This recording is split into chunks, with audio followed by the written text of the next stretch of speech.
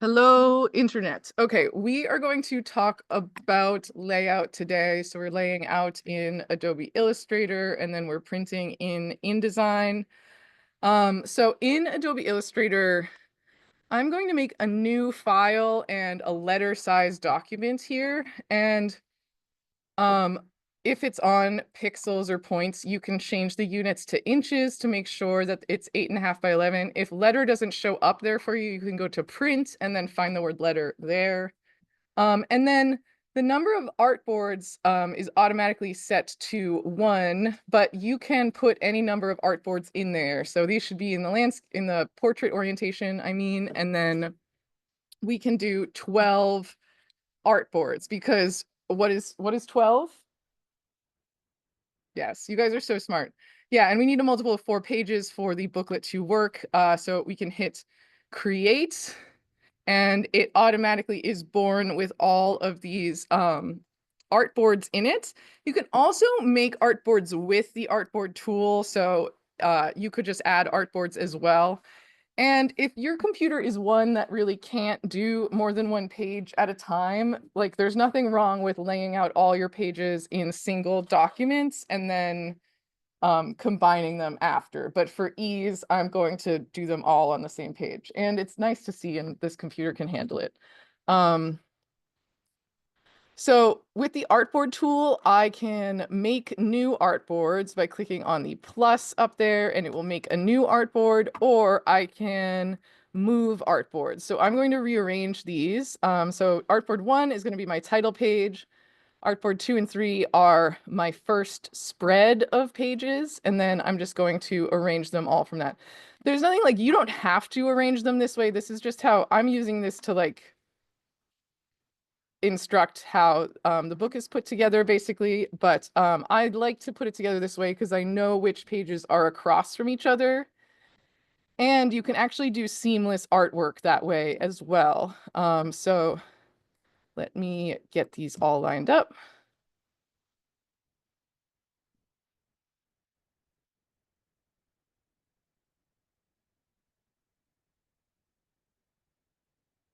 So then I will label them. So you can accidentally make artboards with this tool really easily by clicking and dragging, and it's confusing.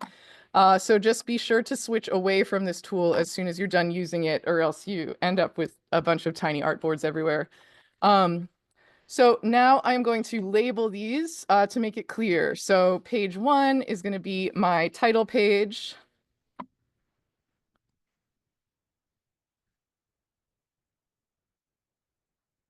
So title page.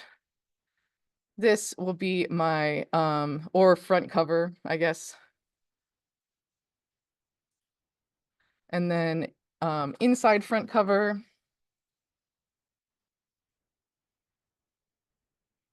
And this is page 1, essentially. Oops. Page 1. And then,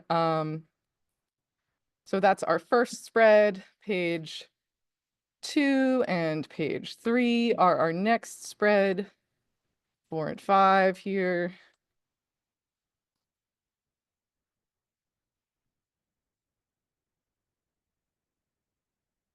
Uh, 6. And then I think this is the inside back cover. Oh no, it's not. 7, 8. This is the inside back cover.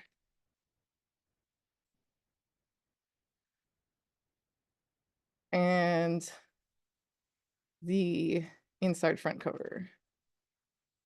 Or sorry, just this is the back cover. My bad. So because I made these artboards in order, it will save them in order, which is kind of nice. But if you make your artboards out of order, that's not a big deal. You can like rearrange the boards later. It's going to be fine. So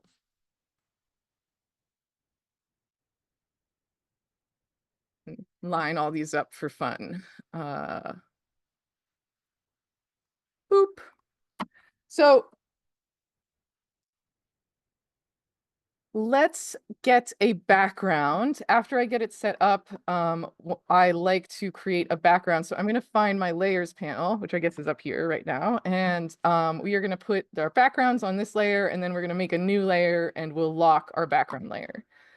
So I will go to something like Pexels to get a background. And I guess we can just choose another landscape, unless you guys have strong opinions about what my background image should be. Okay. So we will download this guy and bring this in here. Scale it down to fit the 2 pages while holding shift. So I might need to crop this a bit to make it fit the 2 pages. So you can crop images. It will embed the file when you crop them.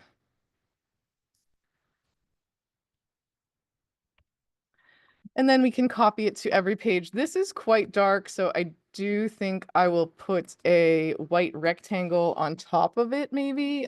So I guess before I draw anything else, I will do a white rectangle, and I will lower the opacity of it, making sure it has no stroke on the outside. But I kind of like it when like you leave the border still. I don't know. Up to you, however you want. And notice this is a seamless image. When we print with InDesign, we can get a document that has no seam in the center line, so you can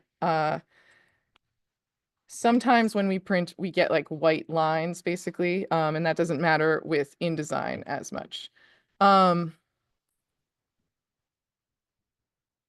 So you don't have to use the same background image for the front and back cover, but for ease, I will now. So for the front and back cover, if I want the image to wrap around, I need to put half of the image on the front cover and the other half on the back cover. And we've set this up so this image is cropped to 11 by 17. So that should be seamless. And then I'm going to crop the image down for like ease of viewing today, so those don't look like spreads, but you wouldn't even actually have to do that. It would only print what is on your artboards as long as you export correctly. And then if we went to something like Da Font, we can download a font. And you should be able to install a font even on school computers. So we can double click the OTF file or the TTF file and hit install. And what's this one called? Ikila. So then if we make a title, night sky, we can select that and choose EQU. There it is. And we can make it white, I suppose.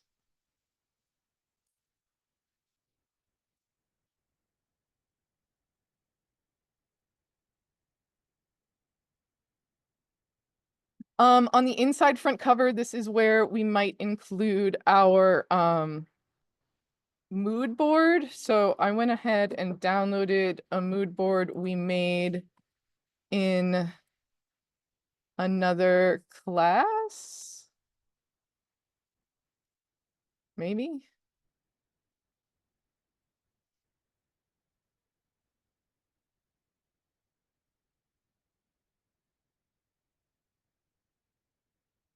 I guess I didn't. Or is it? Oh, probably in documents. Sorry.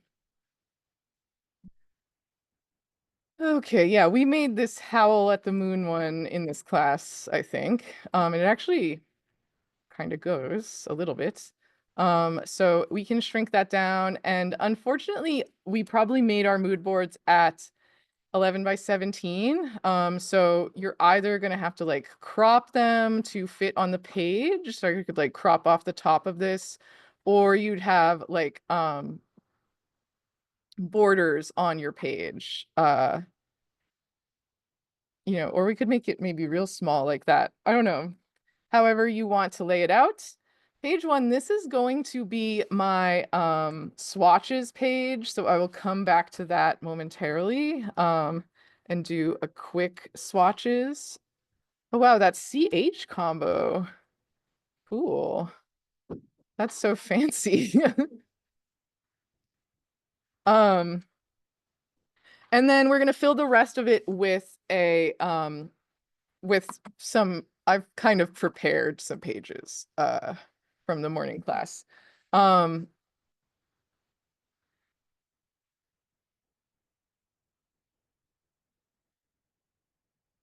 oops. So ignore all, that's fine.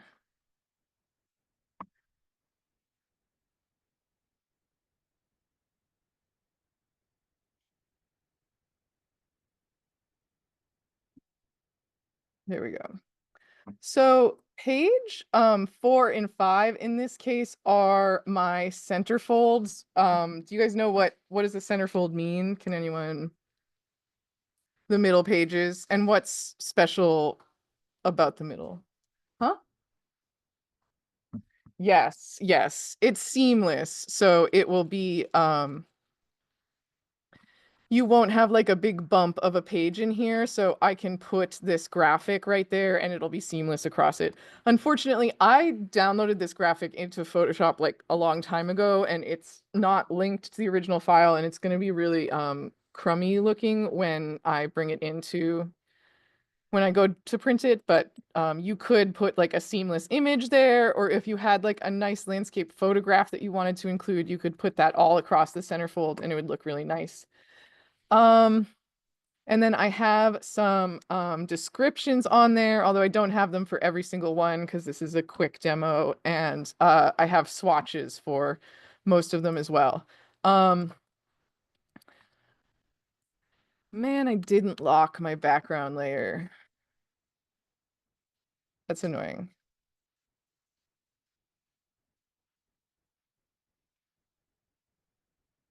Lock, and we'll paste those on here. There we go.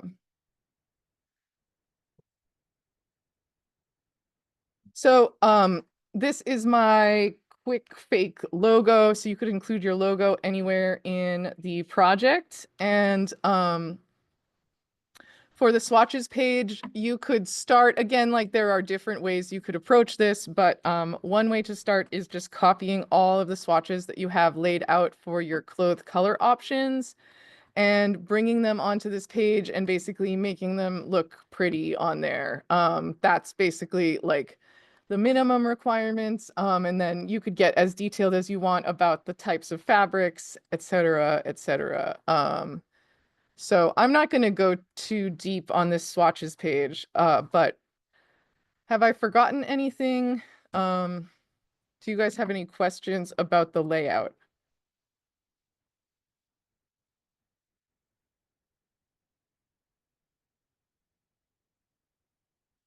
So when we make a new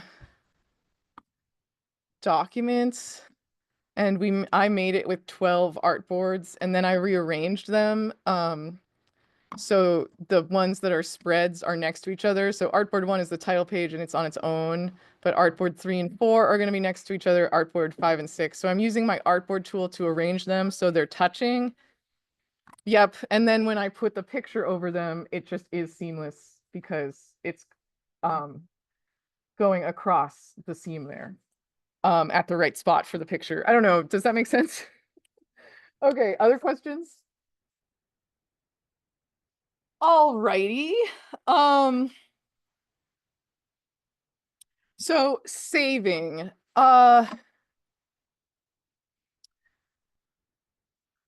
Well, you could maybe go to File, Save As, and save it as an Adobe PDF.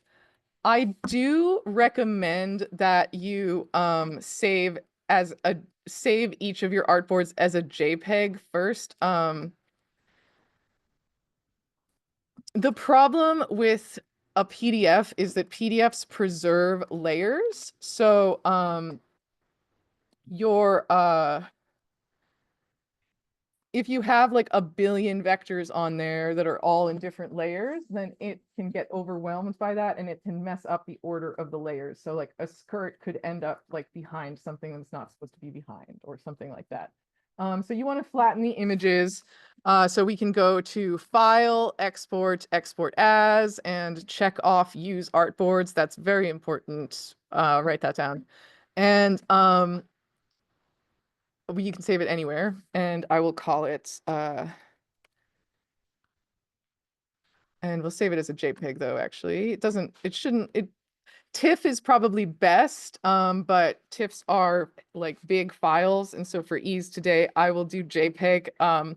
But you guys have heard me talk about the difference between TIFFs and JPEGs before. I've talked about the picture of the patch of grass. Okay, all right. So TIFFs are higher quality, but JPEGs are fine in most cases. Afternoon class example, and check off use artboards and exports.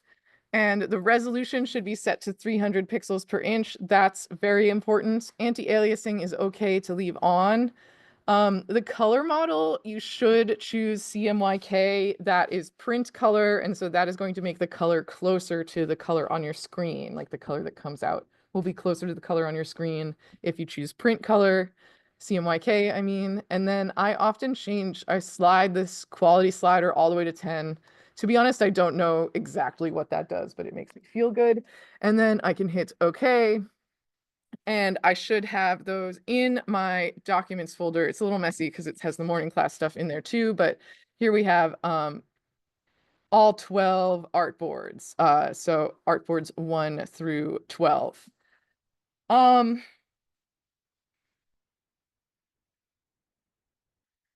So we're done with Illustrator now, and we're going to move into getting these ready to print, basically. In the morning class, I had like a weird error with InDesign and the things I made. So I'm going to take a second to just explain InDesign, and then we will bring in our artwork basically. So that's Illustrator, InDesign. So I'm going to choose File, New Documents, or just on your home page, New File. And we are going to make a letter size document. And we can make it inches. So I went to my print tab and I chose letter. And then I'm going to tell it, in this case, I'm going to tell it that I want, how many pages did I make? 12. So I want 12 pages. And we do want facing pages checked, and the orientation should be in portrait. Facing pages means it's going to be laid out like a book. So we're going to hit create. And then it only shows you this first page initially, but if you zoom out, it shows you all the pages. And an option for this is to bring each of these in individually. So we can click and drag on like the first one, for example, drag it in there, and then I have to click on InDesign. And then if I click on the top left-hand corner of the page, it places it on there, no problem. Now, InDesign, have you guys ever used it before? It doesn't seem like you don't go over it in foundations, but maybe in the last class, yeah, like a couple people had just randomly. Yeah. So, InDesign is for typesetting. My mother was a typesetter, and when she originally started, she was like literally setting the type in the cases and like pressing the prints. And then she learned various computer programs until she was doing InDesign. So it is set up for typesetting. So it has like a couple funky things. Number one, if you click and drag on an image and you aren't clicking on the circle. So if I'm not clicking on the circle, it moves the whole thing just like you would expect an image to move. If you click on the circle though, you will move the image and not its bounding box. So every image in InDesign is born with a clipping mask, essentially. They don't call it a clipping mask, but a clipping mask and an image. So they're They're born this way. So if I scale the outside and I haven't clicked on the center circle, I've just selected outside the center circle and I click and drag, it kind of crops the image like you would expect kind of a clipping mask to act in Illustrator. And then if I click on the center shape, I can, my outline will become kind of orange. And when I click and drag on that, it will scale the image. And also when I move that around, it will move the image, but not the bounding box. So this allows typesetters to keep the resolution of the image the same, but crop things seamlessly. It's like part of their flow. I feel like it just makes people coming from Illustrator and Adobe like really anxious when they like accidentally click on this circle and they try to like move it over here and then it's completely gone. So that's just something to watch out for. Ideally with this, you like shouldn't have to move things too much. If you want to scale both of these together, if you want it to act more like a normal image, you can hold Command. I had to look it up this morning. Command. And then when you scale it, it scales the image and the bounding box at the same time.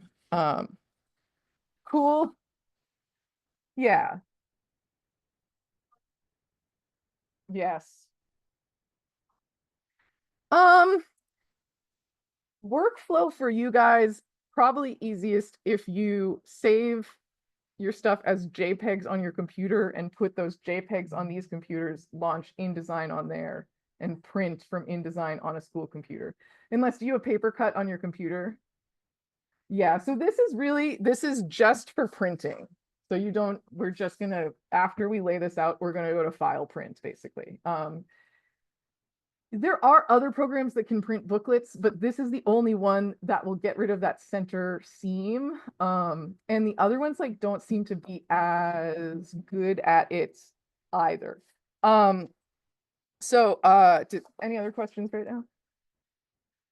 Okay, yeah, so it's just something to look out for, basically, that you could accidentally move the image and not its attached kind of clipping mask bounding box. So we could bring each image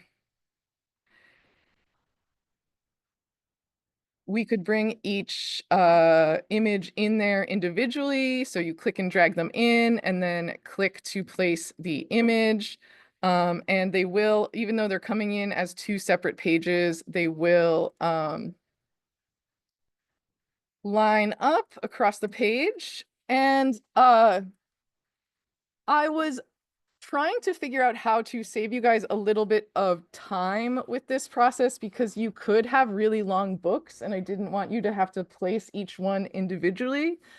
So I have an example here of Alistair's project from last year and it's saved as a PDF and I was able to import it all at once by going to Windows, Utilities, and Scripts.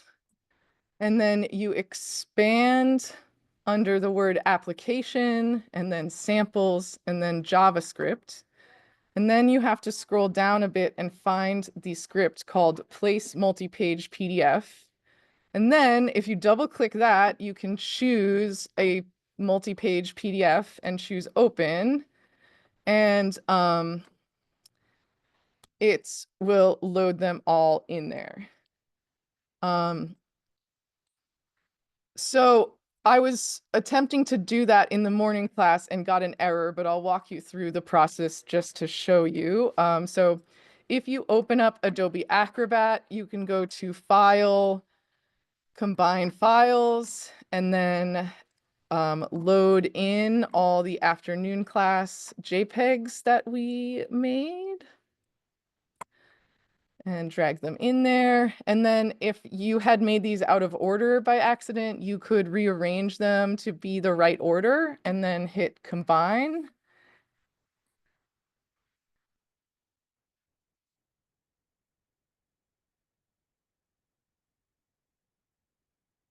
And it combines it. It's taking longer than I expected it to. And then we can save that and we could load it into InDesign.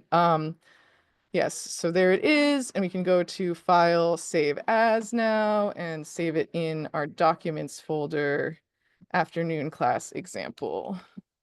And save.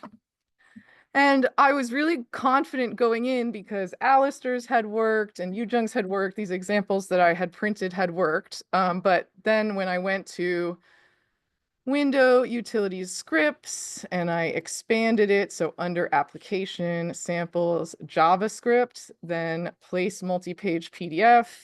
And I chose my new PDF. And we chose Place PDF in New Documents. It imported them all at the wrong scale. So I don't know why this error is happening, and I just want to be like, I just wanted to show you my error, and maybe you guys have better luck with that, or I don't know, but it did work for Alistair's, and you saw that. So I proved that it is possible, but we can just keep placing them individually, and I only have 12, so it shouldn't take me that long. I've lost my pages. And maybe if we choose them all and click and drag them in, we can choose them. Yeah, we can place more than one at once. So you can drag them all in at once.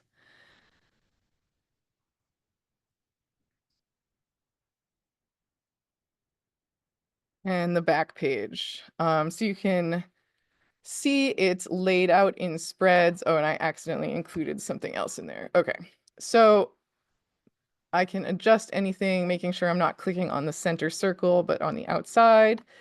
And now we can, now we're ready to print. So as soon as it's laid out like this, we can print.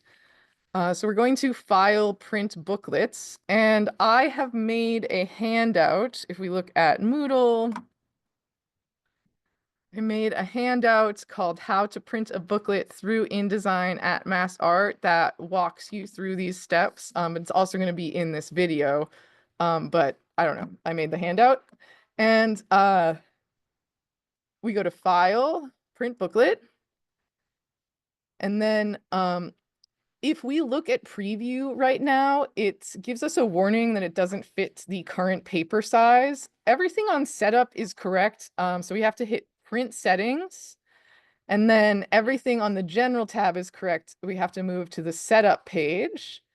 And the two things we change on this page are the paper size needs to be set to tabloid. We designed these at 8.5 by 11 because that fits onto two of those pages fits onto a tabloid. Two 8.5 by 11 equal 11 by 17. So we're printing on 11 by 17, and the orientation needs to be in landscape. It doesn't matter which landscape you choose, but one of those landscapes. And then the other secret thing that you have to do that I always forget, do you guys remember my examples where like one side is printed, one page is upside down, and then the other page is right side up? I don't know. That is avoidable if you go to Printer and hit OK. And then you have to choose double-sided to on parentheses short edge. And this is going to have them all be in the same direction when you read the book, which is very good, I think, as far as books go. And then you can hit print there, OK here, and print there. And then you can log into PaperCut and release it. So that is laying things out. PaperCut should ask me for, yeah, there we go. So K.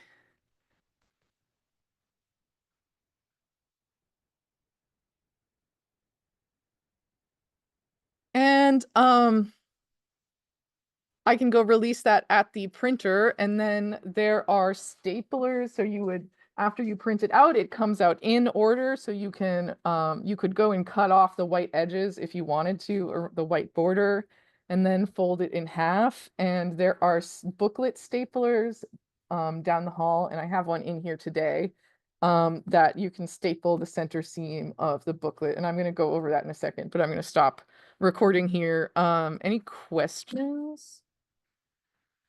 Okay, you can hit me up for help this week like we could like Zoom on your phone or something, and I could like look at the school computer and help you print. But also the techs here are really good. And the tech who's like in that front office is super helpful too. Uh and you have this worksheet as well, the worksheet on how to print. So after you've got it laid out, you can follow that to get it printed anyway.